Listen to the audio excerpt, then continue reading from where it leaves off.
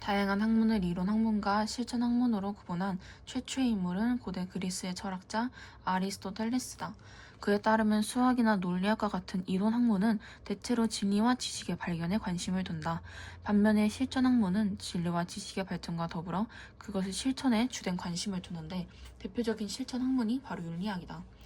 윤리학은 인간이 살아가면서 지켜야 할 도덕적인 행동의 기준이나 규범을 탐구하는 학문으로 규범윤리학, 메타윤리학, 기술윤리학으로 구분할 수 있다.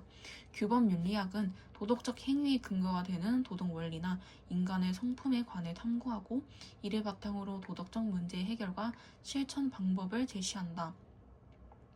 메타윤리학은 윤리학의 학문적 성립 가능성을 모색하기 위해 도덕적 언어의 의미 분석과 도덕적 추론의 정당성을 검증하기 위한 논리 분석에 주된 관심을 둔다.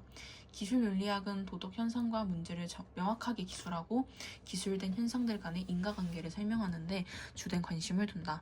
따라서 분석이나 기술에 치중하는 메타윤리학과 기술윤리학은 윤리 문제를 해결하는 데 일정한 한계가 있다. 규범윤리학은 이론윤리학과 실천윤리학으로 구분할 수 있다. 이론윤리학은 어떤 도덕 원리가 윤리적 행위를 위한 근본 원리로 성립할 수 있는지를 연구한다. 대표적으로 의무론, 공리주의, 더욱윤리 등이 있다. 한편 실천윤리학은 이론윤리학에서 제공하는 도덕 원리를 토대로 윤리 문제의 바람직한 해결 방안을 모색한다. 이를 위해 실천윤리학은 인공임신 준절, 안락사, 생명복제, 사형제도, 기후정의 정의 문제 등 현대인이 직면하는 구체적인 문제들을 직접 다루며 윤리 이론을 적용하여 해결책을 적극적으로 찾는다. 이 때문에 실천윤리학은 문제중심 윤리학 또는 응용윤리학이라고 불릴 만큼 실천지향적 성격을 지닌다. 이처럼 이론윤리학과 실천윤리학은 모두 윤리 문제 해결과 도덕적 실천을 지향하며 우리가 추구해야 할 바람직한 삶과 이상적인 사회의 모습을 안내한다. 현대사회의 윤리 문제를 해결하고자 하는 실천윤리학의 특징은 뭐가 있을까? 첫째, 이론 윤리학과 유기적인 관계가 있다. 예를 들어 안락사를 허용해야 하는가와 같은 윤리 문제에 직면했을 때 실천윤리학은 생명의 존엄성 실현 또는 사회적 효용의 증대 등과 관련된 이론 윤리학의 연구 성과들을 적극적으로 활용한다. 아울러 이론 윤리학과 마찬가지로 실천윤리학도 어떤 윤리 이론이 타당한 것인지 밝혀내는 데 관심을 가진다. 둘째, 윤리 문제에 학제적으로 접근한다. 예를 들어 임신한 20대 인도 여성이 태아가 문해증이라는 사실을 알고 병원에 인공임신 중절 수술을 요청했지만 거절당했다. 인도의 의료법은 임신 20주가 지나면 인공임신 중절을 금지한다. 이 여성은 현재 임신 24주로 알려져 있다. 결국 이 여성은 법원에 인공임신 중절을 할 수 있게 해달라고 소송을 제기했다. 실천윤리학이란 삶의 실천적 영역에서 제기되는 도덕 문제를 이해하고 해결하고자 하는 모든 체계적인 탐구를 포괄하는 학문 분야를 말한다. 예를 들어 의학, 기업 등과 관련된 문제뿐만 아니라 고용평등이나 사형제도 등의 사회적 관심사 역시 실천윤리학의 주제가 된다. 또한 실천윤리학은 근본적인 윤리 이론이나 도덕 원리를 추구하는 이론윤리학과는 달리 윤리 문제를 어떻게 해결할 것인가를 주체적인 물음으로 다루고 있다. 즉 실천윤리학에서 구체적인 윤리 문제가 1차적 물음이고 윤리 이론이나 도덕 원리는 2차적 의미를 지닌다. 앞에 신문기사로 볼 수 있듯이 문해증 태아의 인공임신 중절을 허용해야 하는가이다. 실천윤리학이 이러한 문제에 관하여 바람직한 해결책을 제시하기 위해서는 생명 존중의 도덕 원리나 윤리 이론뿐만 아니라 다양한 전문적 지식과 정보가 필요하다. 즉 관련 법률과 문해증에 관한 생명과학 및 의학 지식도 필요하며 종교계의 의견도 경청할 필요가 있다. 이처럼 실천윤리학은 오늘날 발생하는 윤리 문제를 분석하고 윤리 문제에 대한 해결책을 마련하기 위해 다양한 분야와 소통하고 협력하려고 하고 있다. 이와 같이 실천윤리학은 이런 윤리학과의 유기적 관계 속에서 다양한 학문 영역의 지식을 활용한다. 이를 통해 실천윤리학은 현대사회가 당면한 다양한 윤리 문제를 해결하기 위한 방법을 모색하고 있다. 현대 윤리 문제에 관한 싱어의 관찰. 우리가 매일 마주치는 문제들이 가장 현실적인 윤리적 문제들이다. 극단적으로 빈곤하게 살아가야 하는 사람들을 돕고 돕는 데 쓸 수 있는 돈을 나의 즐거움을 위해서 사용하는 것이 옳은가? 동물을 그저 우리가 먹을 고기를 생산하는 기계로만 대우해도 좋은가? 우리가 걷거나 자전거를 타거나 대중교통을 이용할 수 있는데도 불구하고 온실가스를 배출하여 지구온난화를 초래할 자가용을 이용해야 하는가? 인공 임신 융절이나 안락사와 같은 문제들은 다행스럽게도 우리 대부분이 일상적으로 결정한 문제는 아니다. 그러나 그 문제들도 여전히 현실적인 문제다. 왜냐하면 우리가 살아가는 중에 언젠가 마주칠 수 있기 때문이다. 그리고 그 문제들을 현재 사람들의 관심을 집중시키는 문제로서 민주사회에 적극적으로 참여하는 사람이라면 누구나 알고 숙고하여 의견을 내놓아야 할 문제이기도 하다. 인간의 우월성에 관한 신념은 매우 근본적인 것이며 많은 민감한 영역에 대한 우리의 사고 밑바탕에 깔려있다. 그것에 도전하는 것은 사소한 일이 아니며 그러한 도전이 강한 항의를 불러일으켰다고 해서 놀랄 필요도 없다. 그렇지만 인간과 동물을 비교해서는 안 된다. 와 같은 금기 사항을 깨트리는 것이 대부분적으로 그러한 항의의 원인이 되었다는 것을 우리가 일단 이해하면 다시 되돌아갈 수 없다는 것이 명백해진다. 왜냐하면 종들 사이의 비교를 금지하는 건 철학적으로 옹호될 수 없기 때문이다.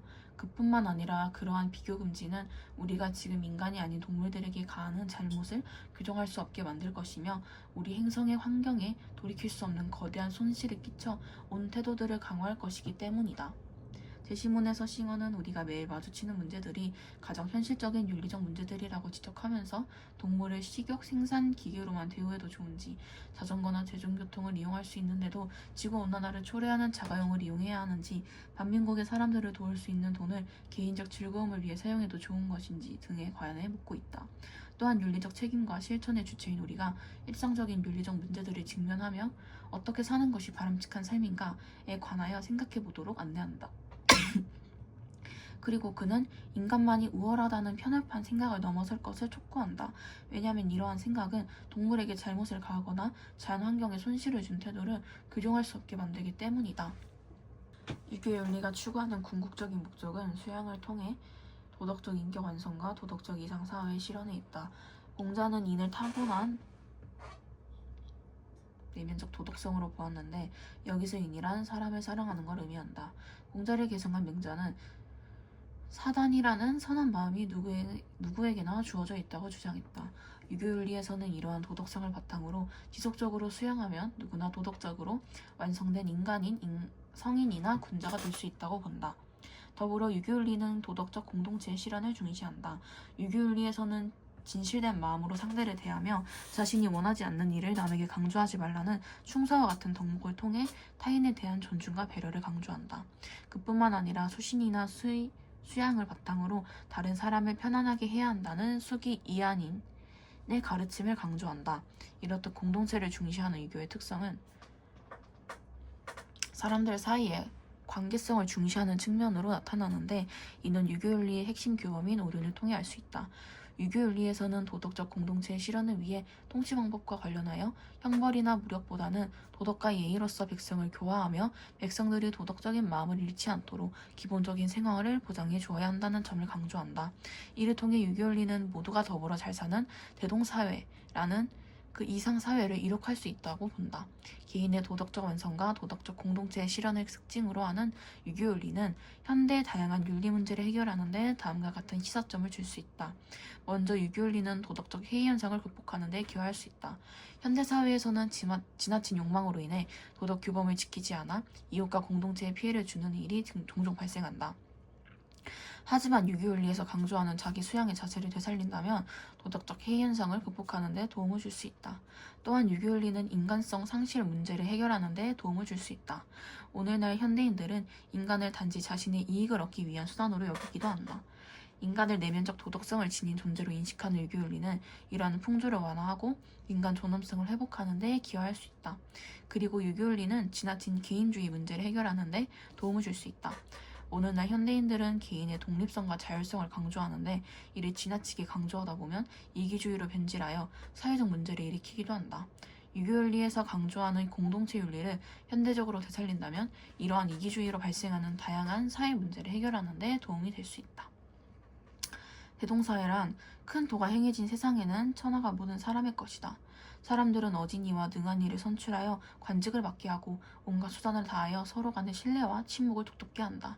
그러므로 사람들은 각자의 부모만을 부모로 섬기지 않으며 각자 자기 자식만을 자식으로 여기지 않아서 노인에게는 그 생애를 편안하게 마치게 해주어 장점에게는 충분한 일자리를 제공해주며 어린아이에게는 마음껏 성장할 수 있게 해주며 과부와 고아, 장애인 등에게는 고생 없는 생활을 할 수 있게 해주며 청년 남자에게는 걸맞은 직분을 주며 여자에게는 합당한 남편이 있도록 해준다.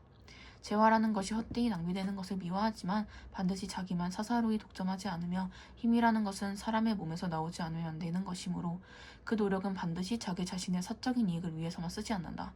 모두가 이러한 마음가짐이기 때문에 모략이 있을 수 없으며 절도나 폭력도 없으며 아무도 문을 잠그는 일이 없다. 이러한 세계를 대동이라고 한다.